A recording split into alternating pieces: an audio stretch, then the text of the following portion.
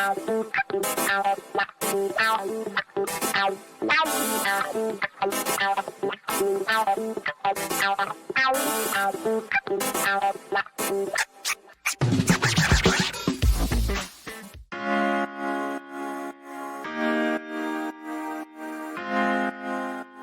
hi. Good morning, John.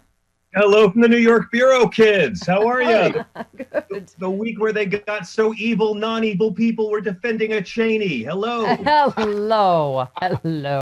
Ooh, and now the Bush and Cheney families are fighting. Fight, fight, fight. You're all awful and liars and Yeah. Wow. Yeah. Don't know who to root against. You said it best, right? Dick Cheney. What did you say your thing about the...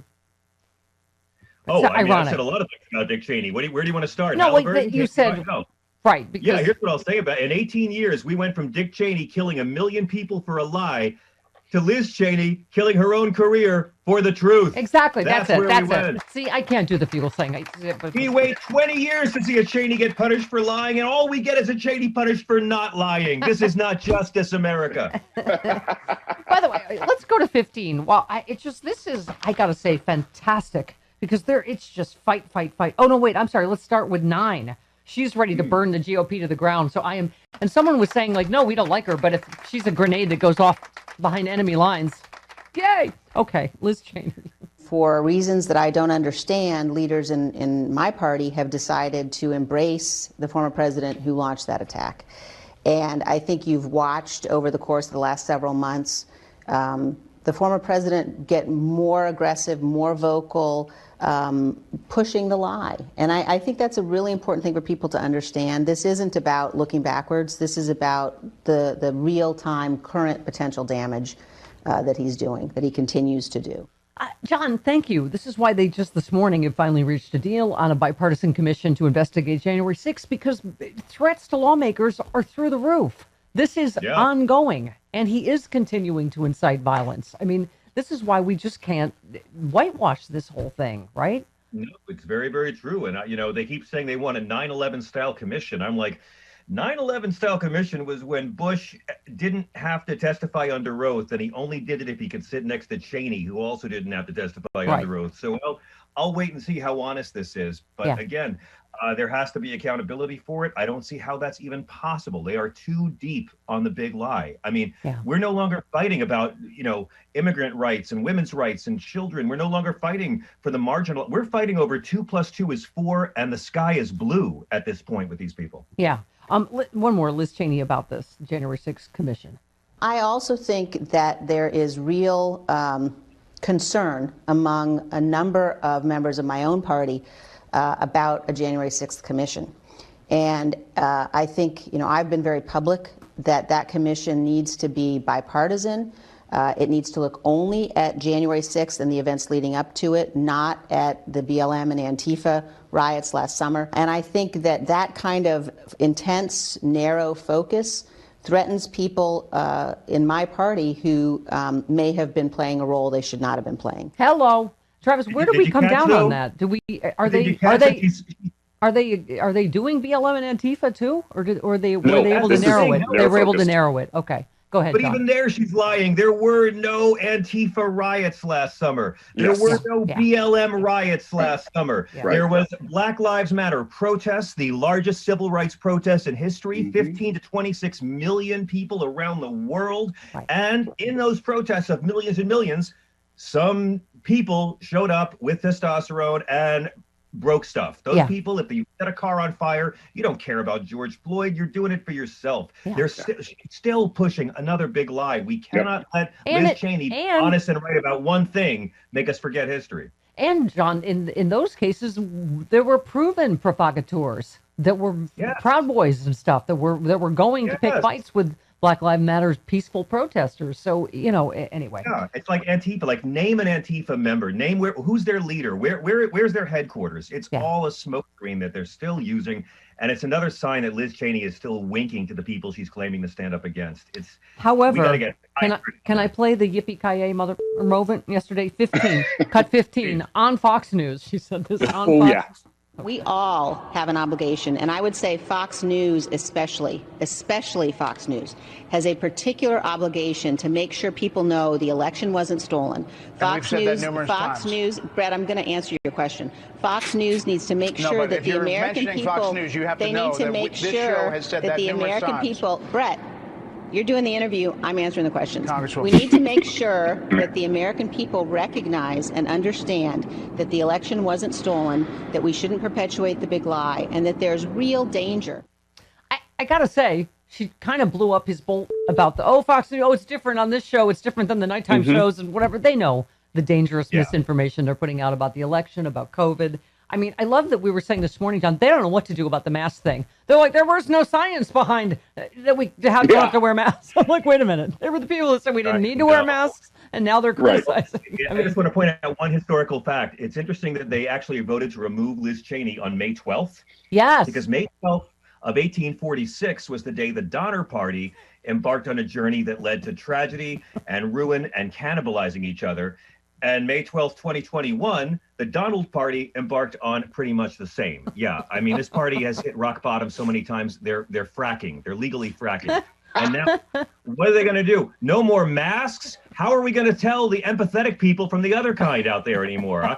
I'm not going to know, you have both your shots from, you're a monster. There's no way to tell. I know. This is why Dr. Redletter was just on. We need a federal, they got to do a federal system. We've got to have like a vaccination passport. I'm telling you, this is fine, the carrot, but we're going to need the stick too, because you're right. Somebody said it's doing the honor system with dishonorable people that never did any of the, Watch for corporate America to do the vaccine passport system. Watch for private companies to say, you know what, out of respect for our customer base, we don't want to get anyone sick or spread this thing. So you're going to have to show proof of vaccination to get on our airplane, inside our theater, in our store. What are they going to do when it's corporate America? We're already seeing the GOP go up against corporate America because they have a little bit of a soul about racism. What's going to happen when that goes even further? I don't see Joe Biden changing the longstanding government plan of no vaccine passports. And besides, that was like 3 GOP lies ago. We're already beyond like the hamburgers are being taken away, right? We're past all that. You can have your hamburgers. Listen, here's the other good news is it looks like they call him Flipper. Joel Greenberg has flipped. It looks like Matt Gaetz is going to be going through some things. Yes, he has flipped officially. You said Matt Gaetz is so juvenile, he sent a Venmo payment to himself. Now, John. Yes. It feels like a lot of people, this is the year of karma, 2021 thus far, don't you think? Because I think I'll settle for the year of accountability. Yeah. I mean, karma plays a very long game. It's not cancel culture. It's accountability culture. Sorry. Exactly. Right? It's consequence culture, right? It's consequence culture.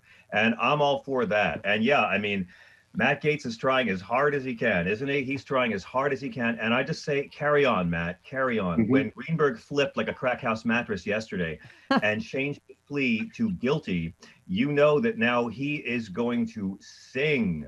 He's going to sing like the day Melania gets her divorce papers signed. And it's going to get worse for him, which means it's going to get better for us. And that's why we have to come together as liberals and fight to keep Matt Gaetz in Congress through 2022. People, we don't want him purged. We want Matt Gaetz to be the face and the abnormally large forehead. The fathers of teenage girls everywhere disagree with you and would like him in prison. But okay, we beg to differ. I want him. No, don't get rid of him. Let him be the face of the party through 2022. When you look at Republicans, you see his nasty, that giant forehead. Out forehead. Yes, trust me. Keep him in there. You want him on that wall. If you get rid of Marjorie Taylor Greene and Matt Gaetz, they'll be replaced with people just as horrible who'll be better at fundraising for the GOP, will vote exactly the same way, and won't help Democratic fundraising like Matt Gaetz and Marjorie Taylor Greene. Keep their villains on the wall. I would tend to disagree about Marjorie Taylor Greene as well. She is so beyond the pale of awful. First of all, our sexy liberal panelist, Nancy Pelosi, yesterday. Cut 5, Nancy Pelosi. The verbal assault and real abuse of our colleague, Congresswoman AOC. It's so beyond the pale of anything that is in keeping with bringing honor to the House or not bringing dishonor to the House. It's so beyond the pale that you wonder, it probably is a matter for the Ethics Committee. I mean, John, beyond the pale was, when she probably, what do you call it, was giving tours. Again, we haven't gotten to the higher up yet in the Capitol, insurrection prosecutions. But and before that, how is it okay that even, not just to be in Congress, but to be tweeting that Nancy Pelosi should be shot in the head? How is she not being brought up on charges for that? I mean, Nancy Pelosi's right. This is not a normal level of, you'll get someone just as bad. She is singularly like I don't know what she is, performance artist. She's not even how much do you love how Nancy Pelosi and AOC are just the most effective frenemies that have ever worked out? I mean, the two of them they work together so beautifully to balance the Democratic center and the left. Yeah. I mean, look at the last 2 years, how those two have really, really stood up against each other when their coalitions needed it, and then came together when their coalitions had to come together. And AOC is giving us a master class in how to ignore a troll. I mean, this woman was a bartender in New York City. She knows how to ignore a belligerent drunk who wants attention. And that's exactly what she did. That's what she said. Yep. She said I used to throw people like her out of bars. I mean, that's exactly what you do. You just... Okay, let's go. Just move on. Do you want Marjorie Taylor Greene replaced by a sensible person who doesn't drag the GOP down? Is that what you're saying, Stephanie? No. Let's move on to whether Giuliani or Gaetz are going to prison first. Now, is Andrew Giuliani the Eric Trump of Billy Carter's, or what is he exactly? I think, I'm old enough to remember Chris Farley playing Andrew Giuliani in a sketch because he's the most obnoxious child in the history of New York politics, and still is, I might add. Still is a belligerent child looking for attention off his daddy's name. With Rudy, it's going to be beautiful because I've said for a long time, we do not get to pop the popcorn. We do not get to take it out of the microwave and pour salt on it until Rudy and Trump turn on each other. And Trump's got nothing left to offer Rudy. Nothing left to offer him. So we'll see how bad it gets. But I mean, it's going to be a year of accountability. There's going to have to be a lot of this. And, I'm going to inflict Andrew Giuliani on you anyway. This would be cut 18. Here he is. Some of these people are people that haven't talked to my father in 5 or 10 years, have come out and said, we may not have always agreed with your politics, but we completely agree. This is absolutely the wrong thing to see our Justice Department politicize something as badly as they have. So it's been people who are very strong Trump supporters and some who have not been Trump supporters. They don't want to live in a country where you're going to have a Justice Department that's going to politicize something to the point where a former president's personal counsel is going to actually be spied on. John, people do not want to live in a country where the Justice Department would be politicized in any way. Oh, not at all. William Barr couldn't stand the thought. I think it's great that Andrew Giuliani is choosing to launch his political career by not distancing himself from his criminal relatives. That's not new. I admire his poise. And by the way, I think he said the DOJ spied on his father. It's actually called getting a warrant because your father is a big crook. But okay. And think about that. Like what's got to be in a warrant that makes a judge say, yeah, I'll sign off on this for the former Attorney General of New York? How bad does the evidence have to be for a judge to sign their name on that warrant? Boy, oh boy. This thing stinks like Chris Christie's hamper. He's going away.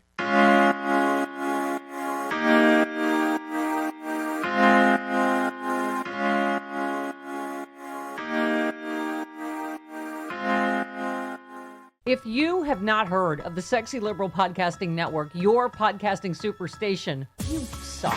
I mean, we have the smartest, funniest liberals in the country. Stephanie Miller's Happy Hour. We have John Fugelsang. We have Hal Sparks, Frangela, Final Word and Idiot of the Week. We have Bob Seska. Oh my God. We have Jody Hamilton from The Bunker. We have Start Me Up with Kimberly Johnson. We have Unprecedented. We have the smartest, funniest podcast, period. Get it now. SexyLiberal.com.